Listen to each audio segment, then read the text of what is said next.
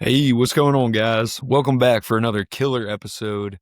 Thank you for joining me. Hope you guys are having a great day, great evening, whenever you're listening to this. I appreciate each and every one of you.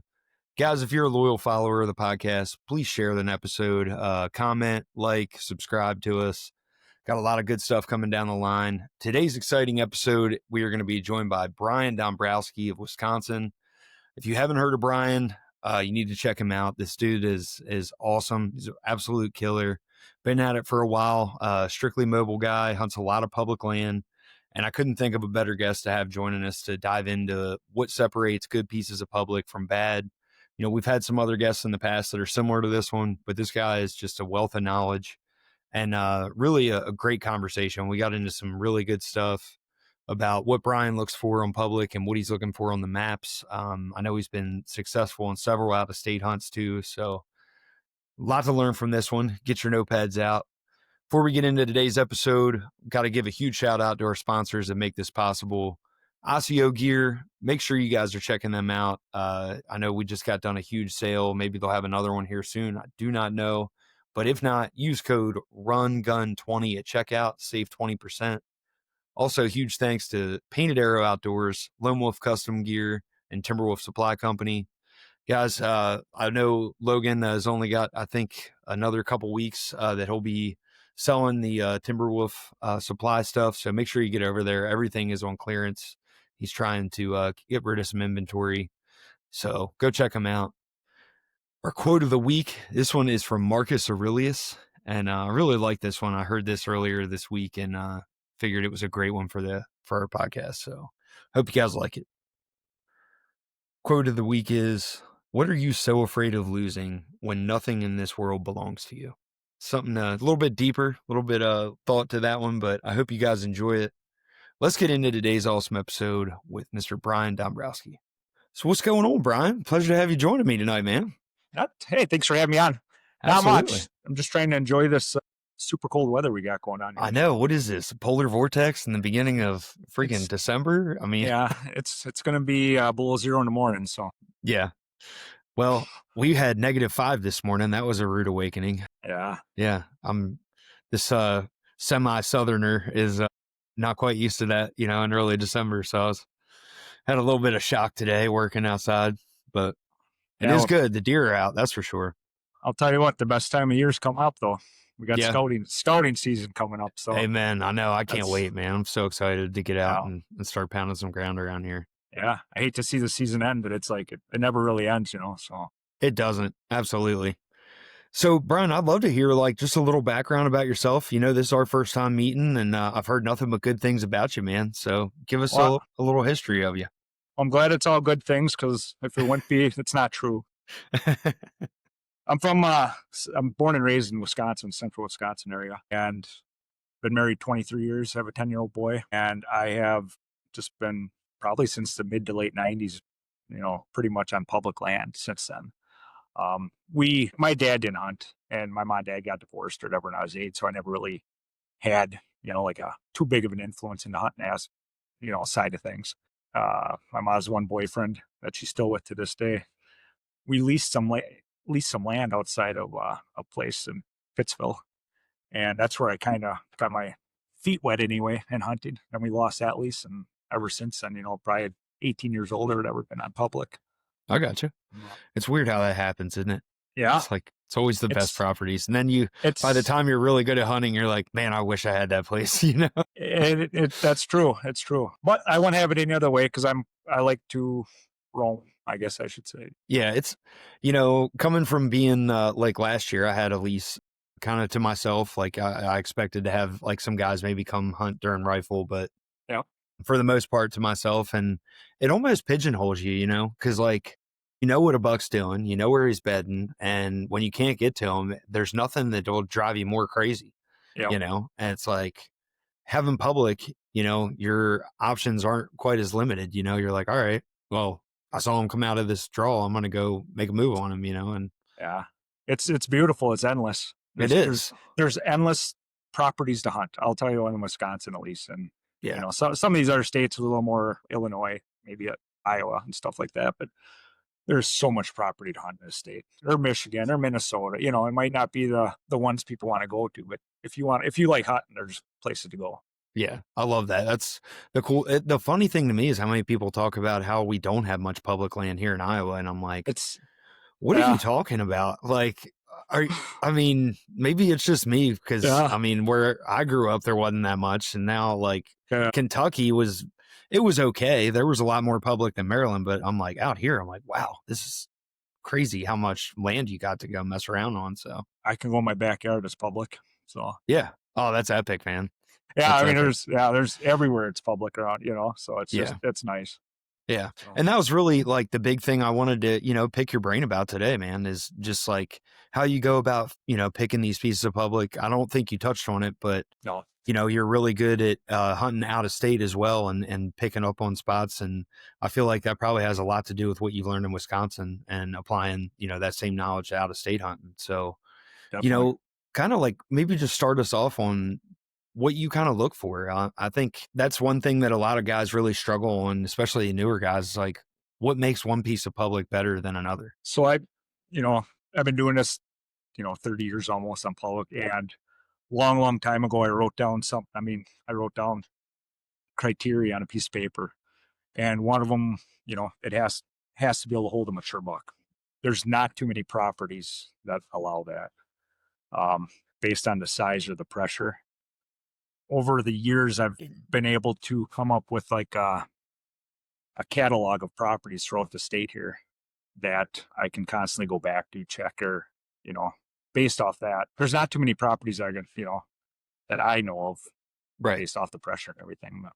Yeah. Um, it has to have some thick, nasty cover. You're going to need that. Other than that, it's just a lot of different things, I guess, on there. Yeah. Is there like, when you're looking at places, is access a huge thing that you try to look for like good access, or is that not really a concern to you? Where I'm hunting in Wisconsin here, it's not a huge concern. We can attack these properties from multiple roadways, different angles and stuff like that. I mean, you're always looking for access, but there's no place now that people don't get to, right? I Right. mean, I don't think there's a parcel anywhere around here that people don't get to, as far as the far corners way Yep. back in the.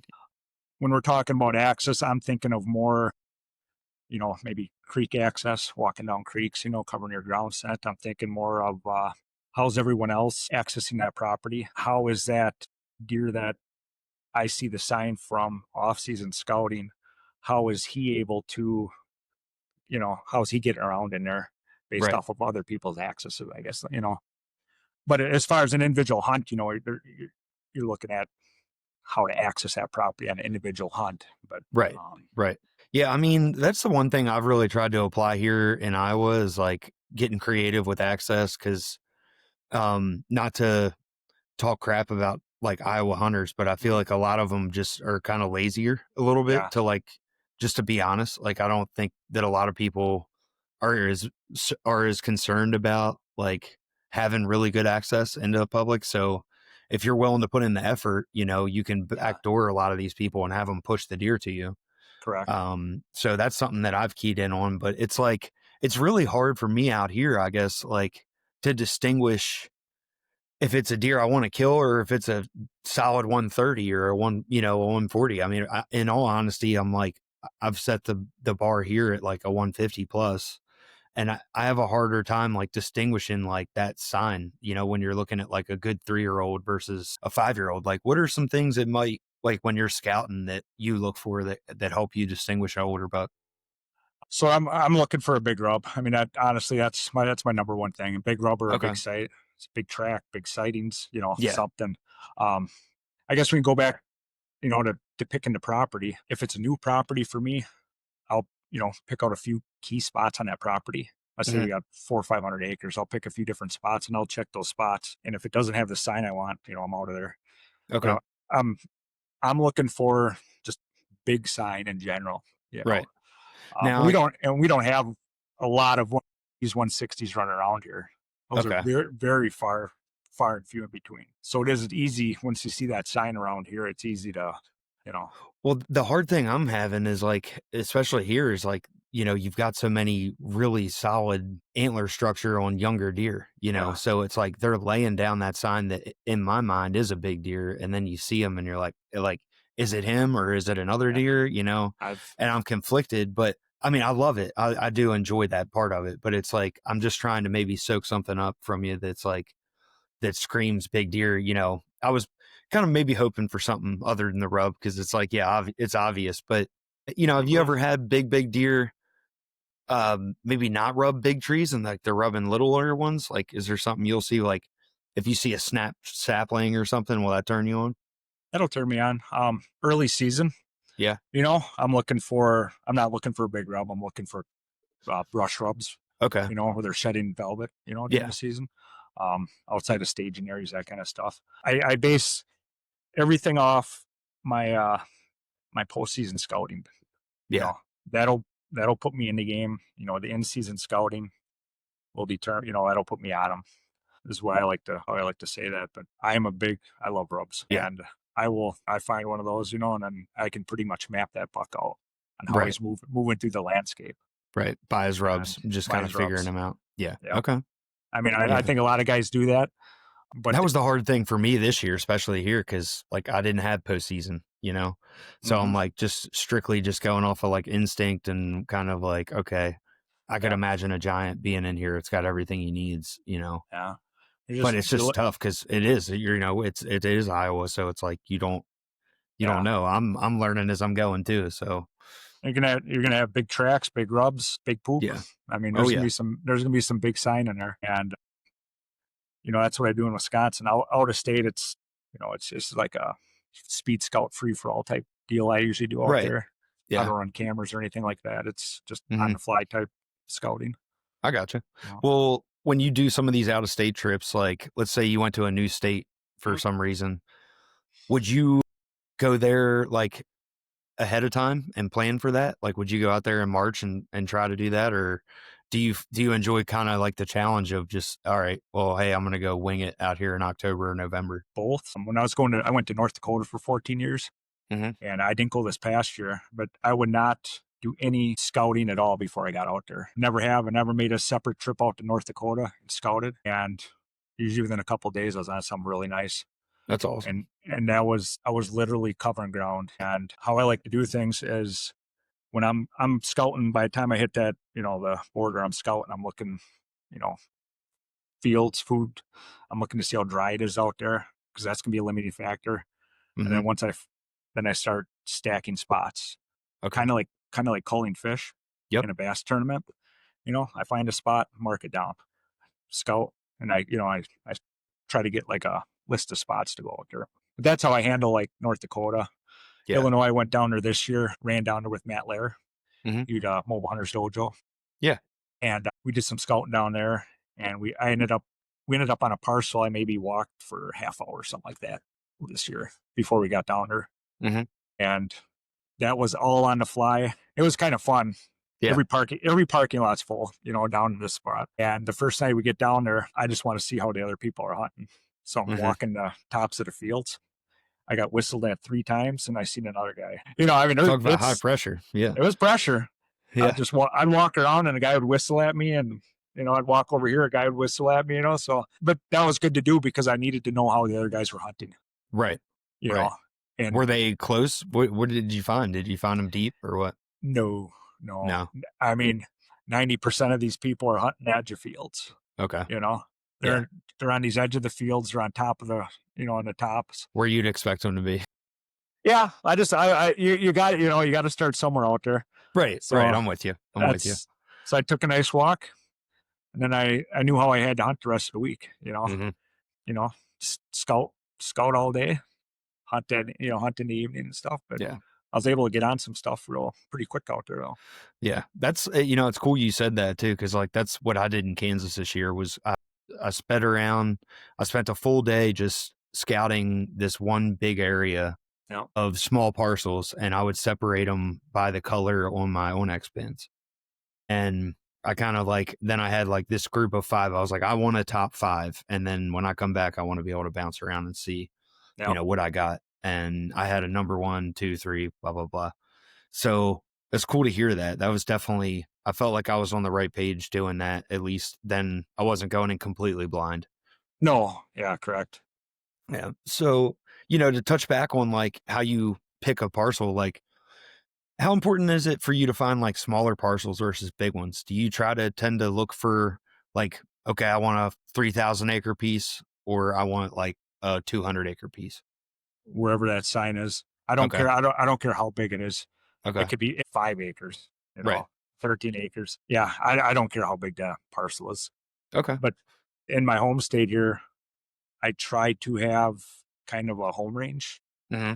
that I cover. I cover 3 or 4 different counties, and based off the pressure coming from different parts of the state, I Right. kind of shift my home range like a buck would. Like this year, I was running into a lot of people that were coming in, from the valley. So I'm going to shift my home range over. People coming up from Madison, Yep. you know. Yeah. I mean, have you noticed like a big shift in public land hunting in the past 5 years? Yeah. I Yeah, hear a lot of people talk about it. it used to be not cool, and it was a lot easier. Yeah. Freaking It, hipsters. yeah, but now it's the cool thing to do to, I don't know, to put yourself up against everyone else. I guess I don't know. I guess so. Yeah. I I mean, guess. it was kind of like really funny, man. When I was younger, like when I first got into bow hunting, I had public that was just incredible. And I cut my teeth hunting that public. And then they legalized crossbows. And where I lived at was just below Pennsylvania. Well, Yeah. Pennsylvania only gets one buck tag. It's really not that good of a state to hunt anyway. Like you got Maryland where they can come a half hour down the line and they get 3 buck tags Oh, and unlimited does. So the archery only public turned in from being really good to really, really terrible in a fast fashion when crossbows were legalized. like you were saying there with the different states, that's one thing to look at too. Like when I pushed down into Illinois, I noticed I was running a lot of people from Alabama Hmm. and Mississippi, Yeah. and they were coming up. Right. So it's like you get in these states and you got to find a pocket, Right. you know, where Exactly. where it's Exactly. where they're just not, people just aren't going to, like a Uh-huh. flyover area. Yeah, and you don't want to be close to cities because you don't want those Mm. people, Yeah, it's just a population thing. correct. That That's was the true. really cool thing about Kansas to me was like, there's nobody. There's Yeah, just, the just population's just not there. But yeah, the out of state pressure is unbelievable. So it's like finding a piece like, God, I wish I could have went down there like in early November, but I decided I was going to hunt my farm, but yeah. it worked I, out. I used to have that in North Dakota when I first started going out there. Yeah. Nobody. I Nobody. mean, just a Yeah. few cars here and there, but that was it. Hmm. And now you get everybody just pushing up there. Right. Right. Wow. Yeah. Yeah. I mean, what's been your favorite out of state hunt that you've had, like state wise? North Dakota, hands North down. Dakota. Why is that? It's just a different terrain?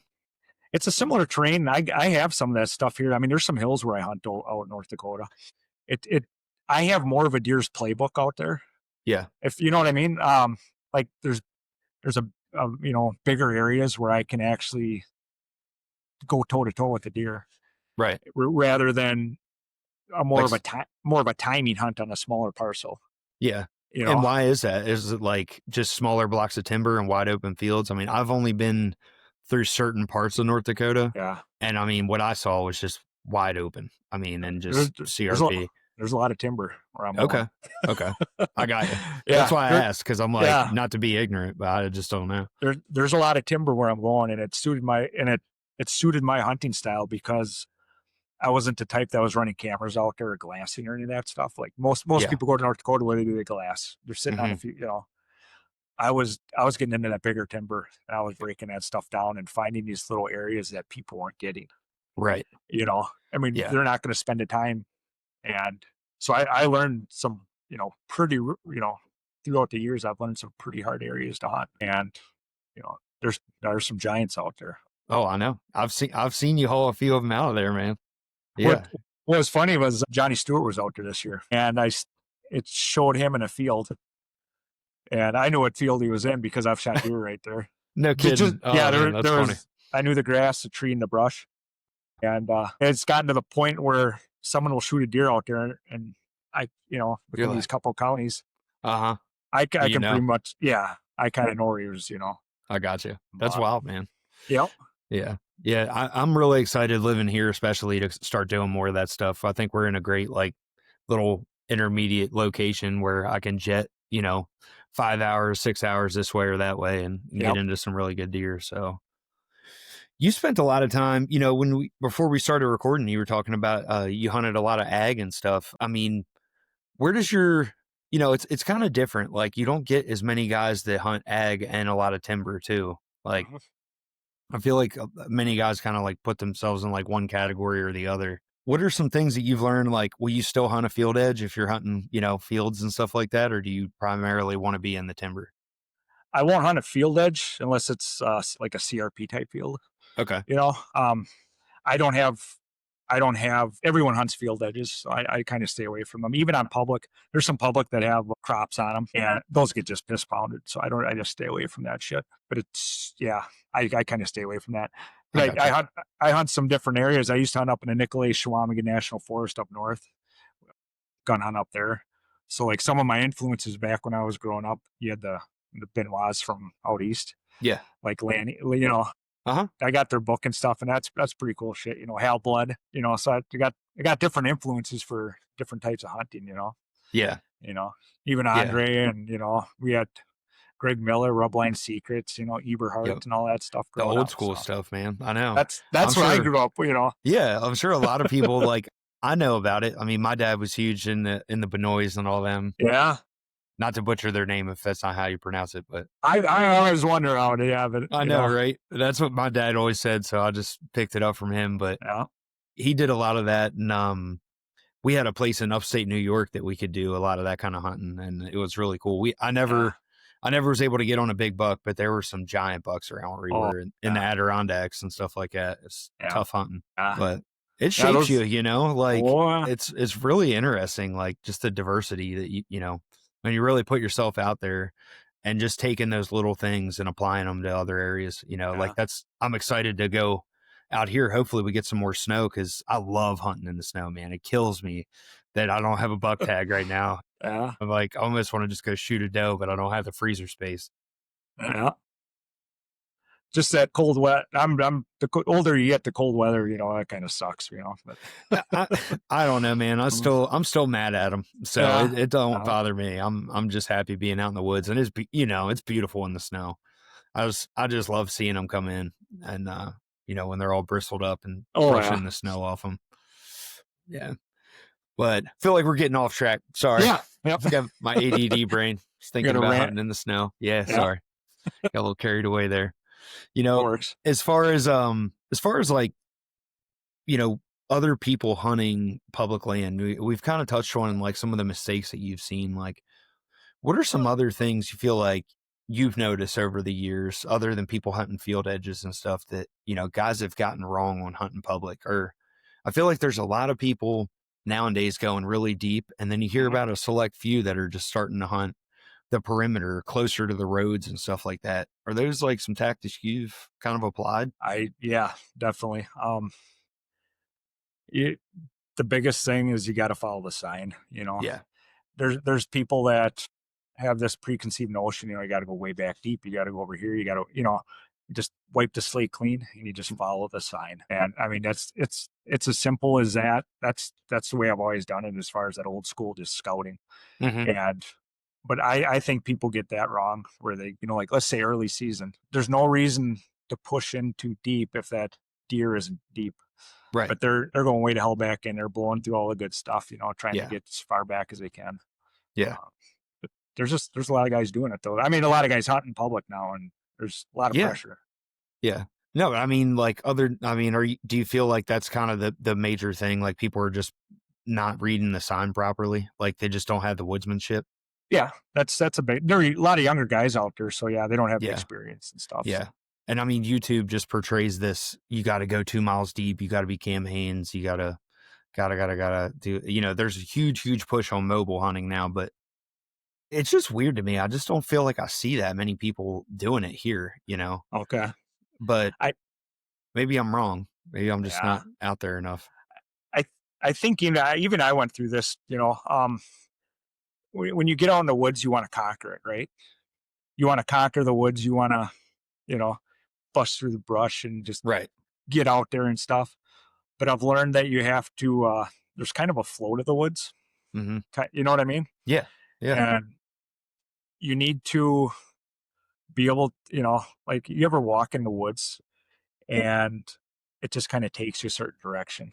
Yeah. You want to go over here, but for whatever reason, every time you want to go over there, you keep going to the left, Mm-hmm.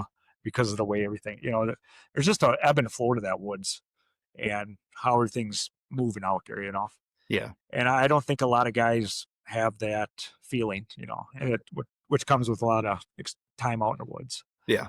Um, they don't know how to, like their energy. I don't know. It's kind of weird, but like their energy, Mm-hmm. like if Your you're, senses to be able to pick yeah, up on that. Yeah. but yeah, even the energy you put out there, Right. like, if you're more relaxed and just kind of, chill Yeah. rather than high strung, animals can sense that, I think. I swear to God they do. I Yeah. know it.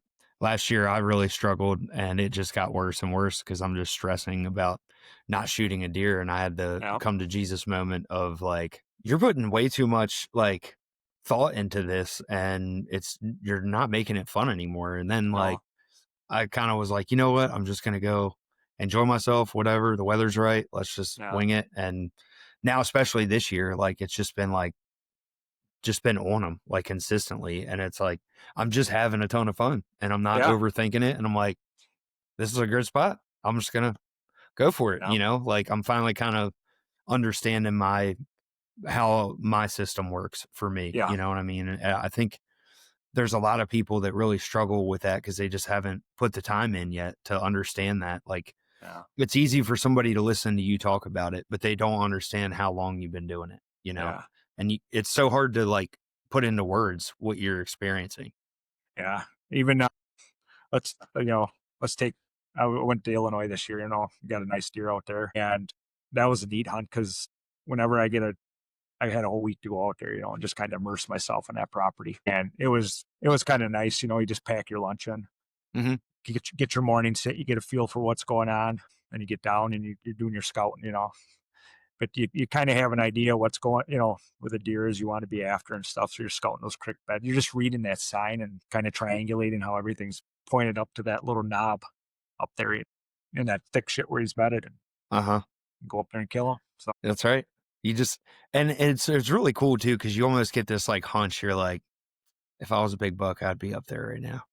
And the more you get that gut feeling, and it just, like, I've had a lot of people, ask me about this or that. And I'm like, you want to know how I get these feelings? From scouting, from shed hunting, from understanding what a buck bed area is, what a bedding area is, what the doe bedding area is, like what the deer are going to be doing that time of year and that phase or whatever's going on. And, podcasts can really help you with some stuff, but like, that's what we were kind of talking about a little bit earlier, with just being okay with failing and just moving on and taking the failure and applying it to the next one. And it's like, I'd love I've to know how many deer you've goofed on, I'm sure no, no. we're not talking about that today. There's some painful ones. I've screwed up on more deer than I've killed. Oh, Honestly. absolutely. Yeah. I mean, we all have. Yeah. like stupid shit. Yeah. I still remember when I was younger, I drew back on one of my first bucks, Yeah. and I let up, and my arrow fell to the ground. Then the buck comes over and smells it. Oh no. I mean, I'm in North Dakota, right? And it's opening morning. I got out there, and the night before, I just poked my head into a spot, and I'm like, yep, he's gonna come down this trail. I'm thinking they're bedding by the road here. Mhm. I got a tree for this one, a tree for this one. I just jumped back out, got in there in the morning, 7 o'clock. Here he comes. Just sniffing, big 8. 20 yards broadside. Yeah. Get halfway, draw him back. D-loop breaks. Oh my God. Well, that's And it not goes, really your fault. I mean, that just... no, it was my fault. It was my Oh, fault. really? Yeah. What happened? How'd that I happen? got a little wax on there, and I kind of took a little a match, to melt it or whatever, and it got a little brittle. So Really? Man, lesson learned. You learn from that one, guys. I've done, yeah. If it can be done, I've had it happen. So Yeah. I just laugh. I just laugh about it now. I'm like, You got whatever, to. I'm just Yeah. Yeah, you got to. I know. knock another arrow. That's right. That's right. That's Get back on the horse. That's what I always tell people. yeah. It's like That's stuff happens, man. You got to have thick skin if you want to be a bow hunter. There's you got nothing. yeah. There's nothing around it. Like, You got to be able to laugh. yep, You know, it'll it's about make you or break you. It's yeah, just part of the game. yeah, Yeah.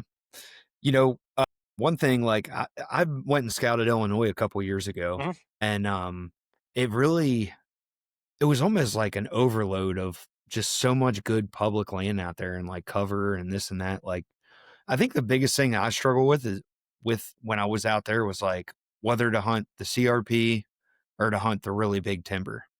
And then like, I mean, what's, you know, your thought? Like, are you kind of betting on a lot of those deer betting in that CRP or betting kind of like in the timber? Like I mean, obviously like you've said over and over again with the sign and everything, but yeah. like, do you just This not hunt on a hunch anymore? It's more like you got to have something there. you always have a hunch, just from Right. your past experiences, but never always trust that sign. Yeah. I mean always. And what it like this year when I went out there to the spot, it didn't have a lot of CRP. Okay. It was hills, pretty Hmm. big hills and valleys. Had a lot of different stuff on the tops, on the plateaus or whatever. It had the crop fields, but yeah, I just what was I guess I forgot what was the question. No, no, we were just That's asking about like the difference between CRP and like the hardwoods and like if yeah, if you'd rather hunt a deer in the timber versus the CRP. Like I it, just really struggled with it because like I'm like, man, here's an obvious highway of a deer trail yeah, coming into timber. I got a scrape here. There's a couple rubs here. Like, all right, the deer's got to be bedding in that CRP, or is he in the timber? I don't even know. And that's where it's like on an out of state hunt. I think like sometimes I rush it maybe too much. yeah. Instead of really taking that time to go deeper in. Like I just feel like it's so fragile. Because it's like maybe that's just part of something I got to get over, internal battle wise. But I've heard people talk about when I was out of state. I heard people saying, I can't go in there, and they're out there for a few days, right? right, They're like, I can't go in there. The wind's wrong. I can't go yeah, in there to win. I'm like, you're here for 3 days. yeah, Make it work somehow. yeah, Get right, in there. Throw caution to the wind. Sometimes, if that wind screwed up, just be able to shoot that spot in the wind. Where that's you right. think that you got to take chances. You got Yeah, to you take have to. chances, You have and to. that's And you're spot on too. It's like the time factor really plays in my head when I'm out of state because it's like, okay, especially in Kansas, right? Because, we're hunting these limited wood draws and it's like, man, if I push too much farther, like here's all this sign, but like if I push too much farther, I'm going to blow all these deer out and I'm never going to see them. yeah, And that was the kind of like the hard thing for me to get over. And like, I did a good job of setting up where I wanted to be at, but in the back of my head, I'm like, man, should I be another 100 yards? If I went another 100, would I bump them all out? That yeah. fringe factor thing. I guess you got to ask yourself too when you're doing that, like, am I going to gain any benefit by going that extra 100 yards? Right, If you're scouting or something like that, right, right, do I need, if you're in season scouting out of state hunt like that, right. am I going to benefit any more by Yeah, pushing down that trail, or yeah, do I got enough intel, that, right. Just comes with the. It depends on where you're at, what you got going on. For that factor, I just had another thick thing of like kind of thicket between me and that end of that draw, and I was like, man, if I bust through that other side, that's it. you know, But you know, it's all situational. correct, Depends on what you correct. got going on. Yeah. So, will you look for more hill country because it's easier to manipulate and a little bit easier on that as far as things go, I other enjoyed than that. flat? I mean, everything in Wisconsin's pretty flat that I hunt. I enjoyed Okay. that hill. I enjoyed hunting the hill country down. Okay. That was kind of, besides the stuff in North Dakota I hunted. I kind of immersed myself in that this year in Illinois, and I realized a couple different things that I didn't quite understand going out there was the sound factor, The sound how factor. Explain that. muffled it is. Yeah. If you're hunting a ridge, Uh huh. you don't hear shit coming over, until he's right. Yeah. You know what I mean? So that sound is, you know, It it works to was your like, advantage too sometimes, though. it does. Yeah. That's what I was. Yeah, I realized it worked to my advantage and it worked against me Yeah. because all of a sudden They just I'm pop hunting. up. Yeah, Yeah. I'm hunting this ditch, which was pretty nice, and the wind was coming out of the southeast, blowing away, and the way those, all of a sudden I look and I'm like, where the hell did you come from? There's a buck in that ditch already coming up, Hmm. and that sound is deceiving out there. Yeah. Besides the thermals and stuff like that, what everyone, you kind of know how that works out there, but that was kind of neat. Yeah. Another thing I picked up was based off the wind out there. That one spot I was right over a ditch. That crossing was almost right below me. Right. So I could hunt it on this one, and I can hunt it on the 180. Because it would blow right over their backs if they Right. were coming in there. So Yeah. um, That's there's a slick. couple different there's a couple different things I took away from that hunt. Yeah. But Do if you you find go ahead? I didn't mean oh, to interrupt you. I was gonna say if you find an area based Hmm. off that topography and stuff, it's gonna be good forever. You Oh know, yeah. Oh yeah. that's one Those thing I are took away. I'm like, there, this lays out perfectly. There's going to be a buck up there, you know, all every the year. time. Yeah. Yeah. Yeah. Those So, are the perfect trees. Like one in yeah, 100. yep, Yeah, that's spot on for our place too. Like I found that one tree that like just allows me to hunt from a variety of winds because it's like, well, if the thermals are dropping, I'm bulletproof. If the thermals are that's rising, I'm bulletproof. So I yeah. mean, it's a win-win all around. The tree I shot that buck out of out there, there was an old set of rattle horns at the base of it. Oh, really? That's awesome. Talk And about a sign. I found them that morning when I climbed that tree when I killed that deer. Really, I even looked, better. and I seen the tines sticking up, and I'm like, I grabbed them, and someone's rattle horns. No kidding. That's So cool. some old guy was up in that very tree. Yeah, that's one thing. We were talking about picking spots on public, man. If Yeah, I find an old wooden, broken down stand in a split tree or something like that, you can bet your ass I'm hunting near it. yeah, They're there for a reason. There's a reason that old timer decided to build a ladder stand in that spot, you know. And yeah. that was We have back a when you had to have woodsmanship to kill deer, and there weren't as many yeah. around. I use I've never heard anyone talk about this, but it was you ever walk in the woods and you find an apple tree? Very Like you're rarely. every Yeah. once in a while I'll find it out here. It's like there's an apple tree. I'm like, what the hell is there an apple tree doing out here? So I got jumped on a old aerial imagery website in Yeah. Wisconsin, and they have aerial imagery of the entire state from the 30s, 40s, 50s. So That's cool. you can see these old farmhouses. So that apple tree was in the front of this person's farmhouse. No you know kidding. yeah, I'm hunting their front yard, but 100 years later, so it's kind of neat. You can see the layout of everything how it was 100 years ago almost. That's pretty interesting. So yeah, I've never heard that, man. Pretty cool. yeah, You think, yeah. I mean, a majority of states probably had that kind of information? Like, where did you get that I at? UW was I don't know if it's some UW Wisconsin or the state cartographer's office or something like that, Okay. but Okay. it's pretty neat. You can check out everything throughout the years how things change, Yeah. and it allows you to see how the land, all the old fields, how they laid out. Hmm. It's really neat. Oh, Yeah.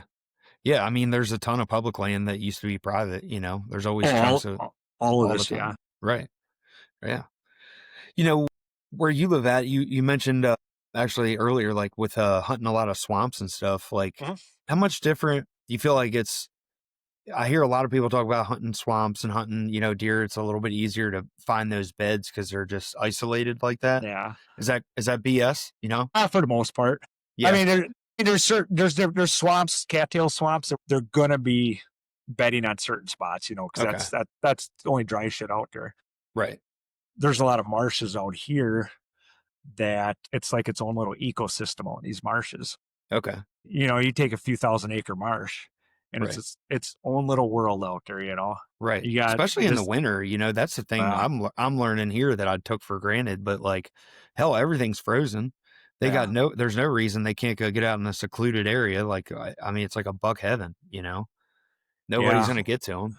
No, we don't. I don't have so much of a specific bed here. It's more bedding areas, Right. you know? Okay. And then based off the different family groups in this marsh, you can, after you've been doing it for a while, you can you figure out how they're traveling between these bedding groups, Uh-huh. how the bucks are Set moving, up in between them. their home ranges. I mean, everything. Yeah. But yeah, you can kind of pattern these deer based off the sign they're leaving, like the rubs that I know. Well, and like there's no I love swamps for that purpose too, because it's like you got all this frag grass, limited trees, like, and it Yeah. seems like when you find a tree in a good area, it's like it's all shredded up around there, you know. Yeah. It's like they feel a little safer, I feel like, with the having all the grasses around. I've picked that up over the because in Maryland I used to hunt some swamps. Kentucky, I really didn't hunt as many swamps. It's more like river bottoms and stuff that I hunted where I was at. So like I don't know as much about hunting swamps. You know, my experience now I haven't had as many to hunt, but around here there's more, so I'm trying to pick up more on that. It's Yeah. definitely something I'm excited to It's scout. if it's a real wet area, you're gonna congregate the deer and they're probably gonna be bedding in certain spots. Right. Other just bedding complexes, 20, 30 acres in size, just thick, nasty shit. Yeah. One neat thing about a bed was, and I picked this up this year, I was running a camera on a mock scrape I put out, and a doe and a fawn bedded there in front of that mock scrape. Hmm. I had it on camera. I've had every buck in that area bed there. I had 4 different bucks in that bed within a day. Really? It That's was wild, man. Yeah. Is it So just a rise? Is that what it is, or what? it's a little bit of a rise in the staging area before you get to the main bedding. Hmm. And a lot of these deer, when the foliage and the grass was higher, they were coming up in there and they were kind of stage bedding in before they would push in for the morning. And I think they were doing that because that grass would heat up a little bit warmer and it would pull the thermals across, out of the coolness of the really thick stuff right Right. towards them. And they could walk in then once that, the sun came up a little more. Yeah. Because That's interesting. even in this flat country, there's with thermals, you get a push and pull effect. Yeah. Like it's not so much it's not raising and lowering. It's more of a push and pull as the sun comes up and it's kind of Okay. pulling stuff with it. Okay. So, because That's interesting. you know how let's say you're hunting in a marsh and this, right at towards end of the day, right? And all of a sudden you just feel that wind go, Right. right towards where the sun's dropping. Yeah. The wind could have And been that's what pushing it this. is. Yeah. Okay. The wind could have been pushing this way all day, and all of a sudden, and that's right when that buck's getting up. I It, got you. right? That Does buck's that getting play up. a part in your game now? I mean, will you set up like that? It's like, all right, the sun's going to set over this area once you know an area well enough. Yeah, yeah, I'll definitely use that. Yeah, Yeah. That's but it awesome. is, yeah, but it's that push pull effect even on that flat country like that. Yeah. How much do trail cameras really play in your strategy?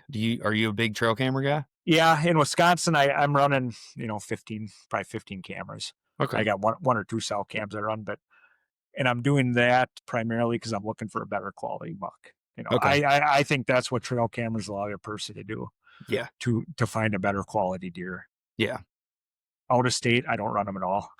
I'm just Right. looking for a sign hunting off the sign. But it Yeah. does play a role how I do things in this state because I'm using my off season scout. I'm doing so much postseason scouting. I'm just covering so many acres here that I find a sign I want to see. I need to know if that deer's still alive. Right. So Absolutely. Yeah. You're just and checking on them. I just need the intel. I just want to know he's live either by visual or by camera. Yeah. If I can glass that area, I won't put a camera in. I don't need to. I've Mhm. already have that area mapped out, and Yeah, that's smart. I mean, anymore for me now out here, I'm kind of just using them for inventory and kind of that's to learn what's going on at what time of the year and just historical data. That's going to be my yeah, biggest thing. It's yeah. fun to get pictures and stuff, but it's like, It's especially now, it's like I kind of use more cell cameras now because I don't have the time to go check all these cameras all the time. It's not like yeah, I'm trying to just dive in, but more or less kind of see how pressure is. I've already crossed off 3 of my spots because there's just, I mean, there's ungodly amounts of pressure from people, yeah, either squirrel hunters or people walking their dogs or horses or way too many bow hunters. You know, it's like, okay, all right, I need to get this camera out of here before and gun season. and I've done the thing where I've hunted cameras. Yeah, same. I've been down that road and it's not good. You your off season scouting puts you in the area. The Right. camera provides intel that the buck is still alive. Yeah. But that in season scouting is the most important, Yep. and that's the hardest thing to do because it's like, I don't want to screw that area up. I don't want to push in. I don't want to do this. I don't want to bump that deer, but you just got to know how close you can go without Right. boogering it up, Yeah. Um, And how often are you bumping your target bucks? I might be bumping them a lot. I just don't know it. Yeah. I hear you. I I don't know. wonder the same. You get a knack for how close you can really go. There's there was a hunt I went on, and I had planned on going way to hell back in there one year. And as I was walking in, I started running into I'm scouting my way in and I'm scouting my way out. I like to take different routes in and out, Right. just to cover ground and scout while I'm doing it. And I was walking my way in and I started finding this early season excellent sign, just all these rubs were, trees are ripped up in this marsh and stuff. So I just stopped and I'm like, either going to hunt that sign or you're going to pass it, Right. or, you're not going to come back to it. So I'm like, son of a gun. So I picked out a tree 10 yards away and I crept up to that tree and I got my second stick on that tree, in the tall grass. Mhm. And there was a buck bedded, 30 feet away. Yeah. Looks up at me and takes off. Uh-huh. But it was windy. So I'm like, well, they're probably batching up right now. So I'm like, son of a gun. So, okay. I just got up there and a couple hours went by and the sun's shifting and I happened to look and I seen another buck bedded 60 yards away, seen his Yeah. cage turn. And I was like, son of a gun. He stands up 15 minutes before daylight, and this was like opening weekend, non-pressured yet. 15 Right. minutes before dark, he stands up and he doesn't move. And he doesn't move until dark. And then he just kind of walks away towards this oak flat. I could hear him Yeah. walking away. What? And then that's him right there. Oh, I got you. I killed him. I Happy killed him ending. a month Really? Now, like, did you kill him in that same area or where I what? wanted to No. go originally. Okay. Okay. So I'll yeah. tell you one to kind of relate to that. So I actually ended up passing my first buck in Kentucky was on public, Yep. and I passed him. I had a couple of my friends beating me up about it. They were like, you're an idiot. Like, why would you, And I'm like, well, dude, I've killed bigger deer than that. Like here I am living in Kentucky thinking I'm going to be killing booners left and right, And I go back in there. I took a good friend of mine and I hunted not the same tree. Imagine the wind when I hunted it was it was a south that day, Yep. but it was a big, big finger ridge. And I'm like, all right, we're just going to go up here, do a hanging hunt. Hung him a stand. I'm in the saddle behind him. And it was great, man. This deer, I told him, I'm like, he's going to come right out of this draw, come right around the finger, and he'll probably loop right here on this soft edge. And he looked at me, he turned around and he just laughed. He's like, yeah, okay. And like Yeah. 3 hours later, he's like, here he comes. Here he comes. I'm like, oh, damn, it's him, Yeah. like, okay, cool. And it worked out. And he didn't even pick up his bow. The deer comes in, makes a scrape that wasn't even there at 18 yards broadside. And I'm like, are you going to get your bow? And Yeah. he's like, no, you're going to shoot him. And I'm like, all right, whatever. Okay. I'm not going to sit here and watch this, Yeah. but no, it's just cool to a month after I passed him, we ended up going in the same area and killed him in that spot. So it was kind of cool. Just predictable bedding area, Yeah. for that deer, especially. There's not too many deer that I end up killing that I don't have some, around here that I don't have some sort of intel on. Right. I can imagine. Yeah. Yeah. Especially living there that long. That's what I'm excited for, to kind of get that historical data on some of these pieces of public that I've been on. And, I'm excited, really excited for the future on some of these. I know I'm doing the right things in some of them. So, go ahead. I didn't mean to interrupt. I said you're gonna be able to put a resume together out there as far as spots, and oh yeah, you're gonna have that whole area historical data down. You're gonna know where the genetics are you're chasing, right? And all you just. I'm starting to learn that now, just from running cameras and getting to see okay, this area's got really long tines and not a lot of mass. This area's got really good brow tines, and it's short beams. That's something I pay attention to too. Picking out a spot, the genetics in the area. Yeah. Yeah. There's certain areas I know that have piss poor genetics, and 5 miles this way, right, it's different. I was no different. I was no different. There's spots in Iowa that's you're lucky to kill 150 in some of these areas. So. I'm definitely learning that. I know everybody listening thinks maybe Iowa's there's a booner around every corner. I can tell you that is not the truth. It's not where I'm at least, but they are out here. I'm not trying to act like they aren't, but it's, you got to put the work in, man. It's no different than anywhere else. They're not just going to end up on your lap. It's tough, finding that type of caliber buck anywhere, Yeah. I got to cover a lot of ground to find a buck that big around the center I part of the know. It's state. a ton of work, man. People, Yeah, it's we were like, how'd you do it? I don't know how I did it. It just happened because I'm out here all the yeah, time, yeah. and it's my passion. It's what I do. You're But, constantly getting intel driving around, talking oh to yeah. people. You're hearing stuff. You're seeing Well, stuff. yeah. And All us, this, talking back and forth, man. It's like you do a ton of that too, right? Yep. I mean, that's Yep. one of your big tactics is just covering ground and driving and looking for deer, right? I mean, we're covering ground, yeah, and that's it's crazy how much ground a guy covers to find a handful of deer to go after. Amen. It's nuts. Yeah, it is. So It is. I got some Borderline, yeah, borderline insanity. I got some years left in me, so Amen. I love it, man. Keep after it. Keep after it. I'll tell you what, my hips hurt. When Do they? oh God, when I'm out there for What are you? Do you stand hunt or are you saddle. Saddle. Saddle. Okay. I did stand hunt. I mean, I still got to stand. I got the Salt 2 Okay. and the one will sit and climb and his sticks. I ran those for 20 years. Yeah. And then finally I went, I got switched over to something lighter at the time. I don't think I really didn't know anything about like Lone Wolf custom gear or any of that stuff, like the lighter stuff. B stands weren't out there, Right. So there wasn't the options, I guess. Absolutely. That I knew about. So. I mean, I remember all I used to hunt with was a summit climber. When I was a kid, I killed probably a majority of my deer out of a climber. So Summit Viper.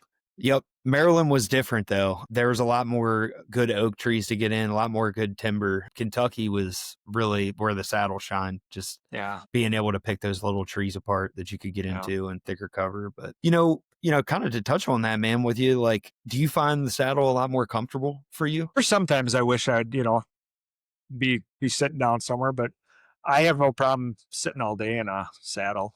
Yeah. In a saddle. That's where I like the hybrid style. It's really helped me with like my legs and fatigue and stuff like that on all day sits. I mean, I primarily use my knees against the tree when I'm waiting, and I kind of sit. I'm more of a sitter or whatever, if that's what you want to call it. Yeah. I lean. You lean? You're a leaner? I lean, okay. Yeah. I'm lean. And I've heard that's really hard on your hips. I guess you're maybe it is. Yeah. I don't know, but I can tell you from being a sitter, it's hard on your knees. So, I mean, I don't know. Just if you want to hunt mobile, it's not going to be comfortable, just so you know. Yeah. One way or the other. You just got to find your groove. Yeah. But it's nice. It's nice to get on that, I've liked the saddle stuff. It's opened some doors for me as far as beetle climb up that backside of the tree. I can pop my saddle. I never have to go around the sides of the tree or nothing like that. I know. It's definitely different. It makes, I look at trees a lot different than some of my friends that stand hunt. Yeah. And they look at some of the setups I've had and they're like, what? And I'm like, you couldn't do that in your tree stand. See? Yeah. But it is what it is. There's stuff, they're killing deer too. I'm not trying to say that one's better than the other. No. I think it's good to mix it up. It's just a tool in the toolbox, That's exactly right. And I got both. I just, I just prefer the saddle right now. Yeah. Yeah. Agreed, man. What's your arrow setup? What do we kind of touched on that with my fluke in Kansas, when we had some conversation.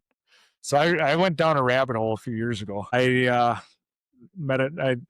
was out in North Dakota and my arrow set up. I was shooting deer and I wasn't getting the results I wanted, Yeah. I'm like, what the hell's going on here? I've never been a gear guy. Right. It's always been scouting. That's it. Yeah. I've never been a gear guy. I'll shoot my bow and stuff. I never was a craftsman like that. Uh-huh. But I'm like, what the hell's going on? And then the ranch fairy, that guy was out west when I first met him. He was at the campsite, and then I started watching some of his YouTube videos, and I kind of went down that rabbit hole as far as the heavy arrow setup, the heavy FOC, and so I think a lot of us did, myself included. But, and then I heard, so I did that. I was at about 600 grains. Okay. And that arrow could not be stopped. Right. I can shoot that arrow through, a water buffalo basically, and I think, so I wasn't afraid. And it was really nice having a high FOC arrow. I had 19% FOC. I had a 100 grain insert. I was shooting the Serious Art or their Tough Head Broadhead Evolution, that 2-blade single bevel. Yeah. Went down the whole rabbit hole. Right. And it was really nice to get that penetration, you know, because you're out in a marsh, you're in a tree. You're not going to get most of your stuff's close range, right? It's close range, and you're not going to get that broadside quartering away shot. Right. I got to be in this tree here, and I'm not passing that deer up anymore. I pass a lot No. of deer up because they're not broadside or something. Right. So it's this is going to go through them. That's right. But I did back off. Yeah. I did back off because of let's say you pull back on a deer and he's at 20 and he jumps to 30. That distance, you got to be That dead on. That's and the worst about it. it is, So, and that arrow is not flying very fast. I've learned no, from shooting mine. It's like, yeah, you're lobbing some weight on that thing, and they can and do a lot at 30 yards. We both yeah, know. and I didn't care so much about the speed. It was the trajectory. Like, Yeah. so I backed it off. I'm about 5.25 now, Okay. and I listened to a real smart. I've listened to a really smart guy, it's Travis T-Bone Turner. Uh-huh. And he talks about that he talks about that sweet spot of an arrow, Yeah. 525, right in that area. Yep. It's a good compliment for everything. Yeah. He's really intelligent on that stuff. So if you want to listen to someone, No, I can speak for all right. So the past 6 years, I ran the Black Eagle deep impacts, yeah, and my total arrow weight was between 500 and 515. And okay, that's yeah, almost all my arrows were pass throughs. Now, I did have some shoulder hits that did not bust through a shoulder. yeah, I was shooting the QAD Exodus. I think I killed a majority of my deer with an Exodus broadhead.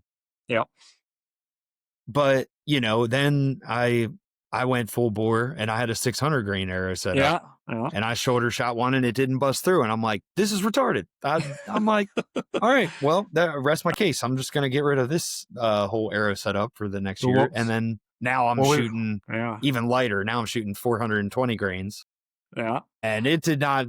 Now I'm not blaming the broadhead. I'm not blaming the arrow, but like, you got to stay off the shoulder with a big mechanical. It just doesn't. And to make a long story short, after you and I discussed this, like, I threw an iron will in my broadhead, like in Yeah. my quiver, for that reason. So like, I have my arrow is still like 400, and now it's 450 grains. It's just 125 grain head.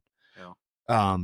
But with that arrow set up, I'm pretty confident on a frontal, or if I get in those scenarios where it's super tight quarters, I'm just going to knock that arrow for those scenarios. So just to cover my ass, like, and that if I had that arrow, I would have thrown it on in that scenario I was in. I knew it was going to be really tight quarters. So lessons learned. It's something good. You don't need to have your arrow or your quiver completely full of all the same arrows. Like, I highly suggest putting a couple in there, mixing it up for different scenarios.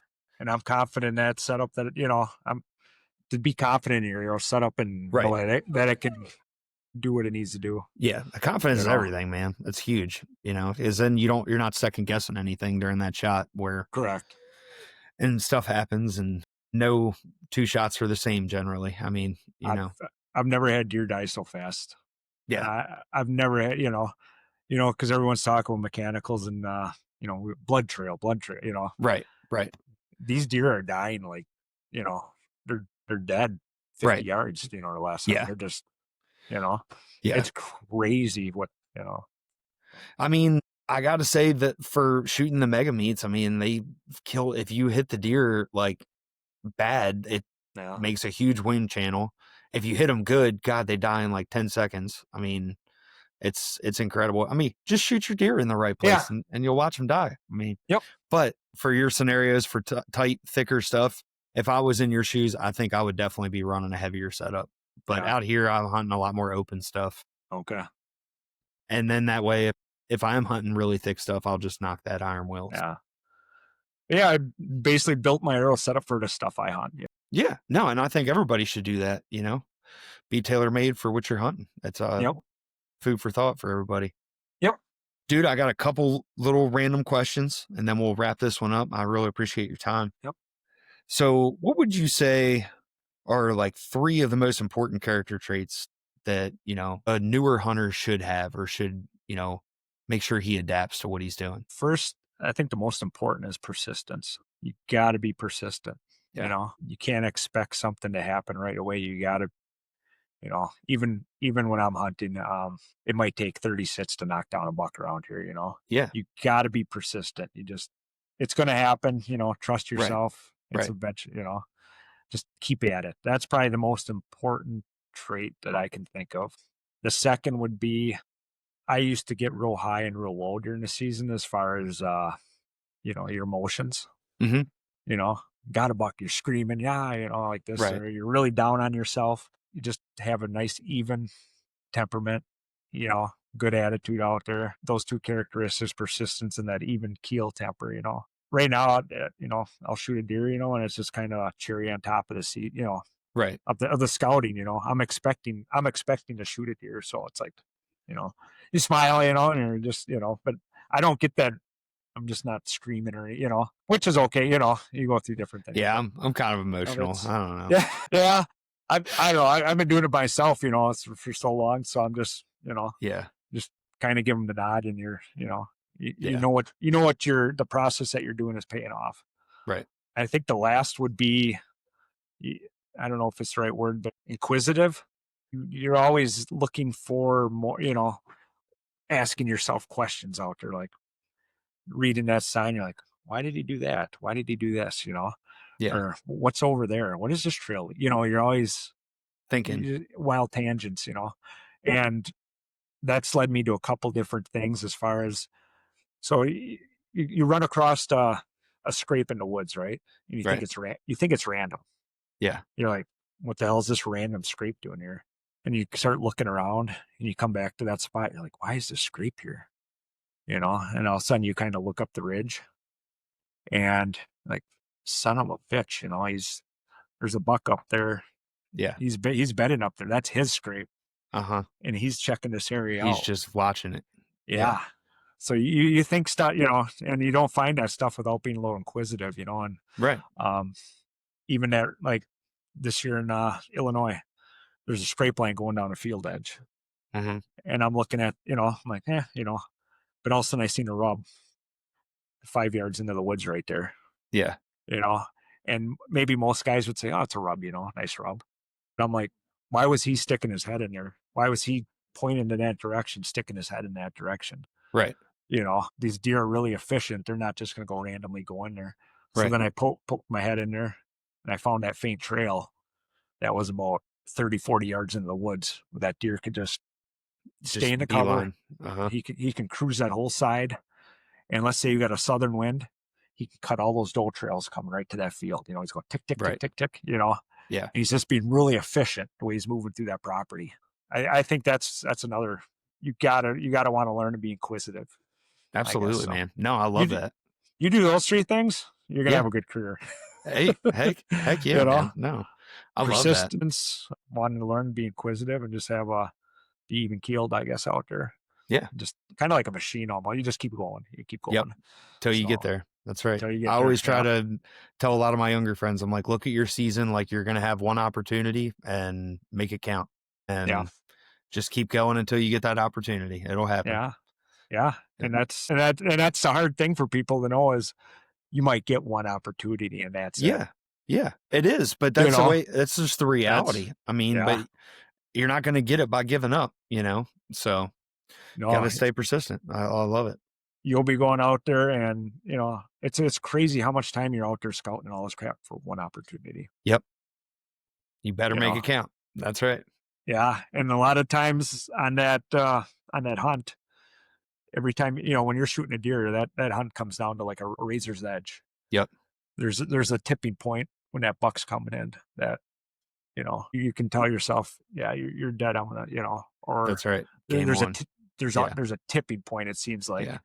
and every little detail you do up in that stand, every little tweak everything up in that stand you're doing is hinging on that, That's you right. know, That's right. just from I mean, just stupid stuff like placement of stuff, Yeah. you know, Yeah. Got to is get your groove. yeah, it's Yeah. crazy. So It is, man. Love it. Love it. What's one thing that you've had to unlearn over the years that maybe was a staple in what you did and you don't do anymore? one of the things was I'm pretty big on a deer's home range, and there's been a couple deer that I didn't get on that were end up getting shot, and I didn't understand that particular deer's full home range. I thought it was smaller than what it was, and it turns out, it was a couple miles. He was shot. It's a huge home range. I've had to unlearn that. I've had to unlearn stuffable beds. Yeah. I'm like, this is a particular buck's bed, And Hmm. then look at this year. Every buck was bedded in that bed, Right. Right. you know. So that's one thing too. Let's say you jump a buck out of a bed. Right. You're like, oh, the hunt's ruined. Yeah. No, not necessarily. Hour Hmm. and a half later, just speaking of that, how long a buck beds? Right. It's not very long, you No. know. No. I mean, it's Yeah. hour, He's gonna. 2 hours, and that's Yeah. it, Right. you know.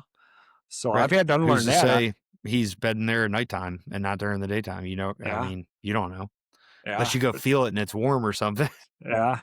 I've had to unlearn that. I thought, well, once a buck beds down, he's going to be in that bed most of the day. Right. Nope. Yeah. No. So Yeah. You don't hear many people talk about that, but it's the truth. I think a lot of people are like, oh, I found his bed. And it's like, you found one of his beds. what you want? He might have 50 or 100. Who knows? Yeah, You know, yeah, that's cool. That's cool. yeah. There's a few different things. I mean, there's been probably a ton of things I've had to unlearn. I'm sure. I'm sure. I was looking for maybe something that stuck out to you. That was great. I love that. Yeah. What has been your favorite broadhead? This is the last question. Favorite So, broadhead? your favorite broadhead you've used over the years? What's your go-to? Well, it has to be that 200 grain tough head The evolutions I'm tough head? using right. Oh, you Yeah, betcha. yeah. Yeah. Let's knock down the most of I, them for you. I can hand strap. I was shooting the Schwacker. Okay. I shot that for quite a few years, but this was before I wasn't really a gear person, you know what I mean? I'd go to Fleet Farm, get some Schwackers, throw it on there, Okay. Okay. And I wasn't in tune with that side of things, the Right. gear. Right. I had just old crappy stuff, you know what I mean? And I made it work. Right. I think Kick there's some way ass. too many people that are just obsessed with gear instead of scouting, you Yeah. know? And like Yeah. it needs to become a thing where it's like, okay, you've got your system, you can go hunt. Now stop worrying about how to climb a tree and learn how to go find the deer you want to kill. Well, that's the thing. Let's say there's 24 hours in a day. Well, how are you spending that? A lot of guys are spending on timber stand improvements. They're spending on food plots. They're spending. All Right. mine is going towards scouting. Yeah, Everything I got's going towards scouting. I don't have any absolutely. proper. Um, My money so goes to that's gas for get getting to my spot. yeah. Yeah. Yeah. So I mean, even taking a bike around here, I can 10, 15 mile bike ride around here. I can cover a lot of ground. Oh man, Check a lot of that's stuff. the So that's the number one thing I'm super excited for is to get out with the e-bike and get to yeah, do some scouting in some spots. I've been wanting to go do that, but honestly, as a respect thing, I just don't want to go no, ruin somebody's hunt. And now that the guns are about to go off, I'm definitely not trying to get shot because I've heard some horror stories around here about deer drives. But they're not. I mean, I've heard that lately. I think there was one fatality I heard about this year about a deer drive. yeah, And I'm not against deer drives at all. When I'm hunting, I love it. yeah, Gun hunting. uh huh, I mean, the Amish are doing deer drives right, and they're pushing deer, you know. yeah, I'm planning on that, how yeah, the deer are exactly. exiting and They're stuff. gonna So come through here eventually. That's right. yeah, I Yeah. want I want people to get out there and start pushing the bush.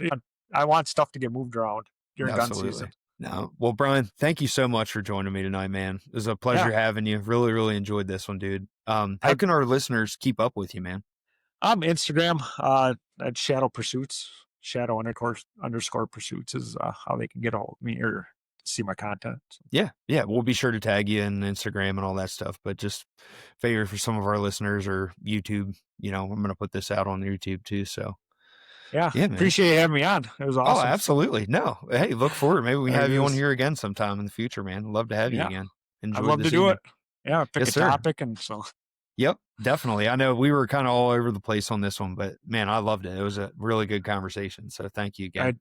tend to get all over, so my brain's kind of going in 1,000 directions. I hear you, man. I hear you. Well, buddy, hey, good luck the rest of the season. We're not done yet. And Nope. keep me posted. Sounds good. Thanks. All right, bud.